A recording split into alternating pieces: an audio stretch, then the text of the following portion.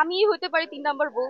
বলা তো যায় না, প্রেমটা তো ছোটবেলা থেকে, যেহেতু শাকিব খান একজন সুপারস্টার বাংলাদেশের, তো তাকে বিয়ে করার স্বপ্ন সবারই, প্রত্যেকটা মেয়েরই। তো আমি কেন চাবো না? আমি অবশ্যই চাবো, যেহেতু আমি একটা সুন্দর একটা মেয়ে, আমি তো চাবোই।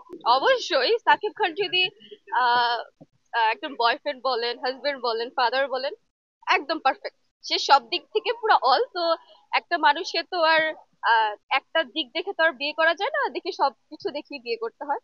আমি হতে পারি 3 নাম্বার বউ। বলা তো যায় অনেকবার। লাস্ট কদিন আগে দর দেখে আসছি।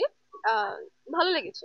অফার তো দেই নাই, কিন্তু মনে মনে একটা আছে না যে মানুষ হিসেবে বলবো হাই হ্যালো ভালোবাসি, ঠিক ওরকম হয়েছে। অবশ্যই, এটা কেন করব না?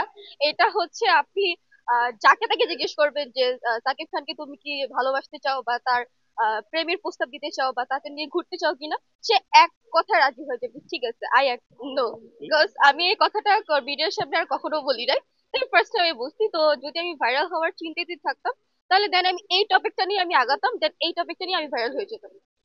আমার সুগার ড্যাডি নাই, বাট আমার একটা ড্যাডি আছে, যেটা নাকি আমার জন্মদাতা পিতা। তো আমি ওইটাই বলেছি যে আমার একটা ড্যাডি আছে। আমি একজন নৃত্যশিল্পী, দেন আমি একজন খুব ভালো একটা মেয়ে।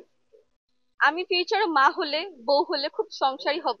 মা হলে তো খুব পারফেক্ট মাদার হব। সো আমি নিজে থেকে মনে করি যে আমি পারফেক্ট। সুস্থ বা ভালো রাখতে চাও, আগে নিজে ভালো থাকতে হবে, নিজেকে শান্তি দিতে হবে, তারপর অন্যকে শান্তি দেওয়ার চেষ্টা করতে হবে। সো আমি ওরকম ভাবে নিজেকে প্রিপেয়ার করি যে না, আমাকে দেখলে মানুষ একটু শান্তি পাক, দেন আমিও একটুখানি শান্তি দিব।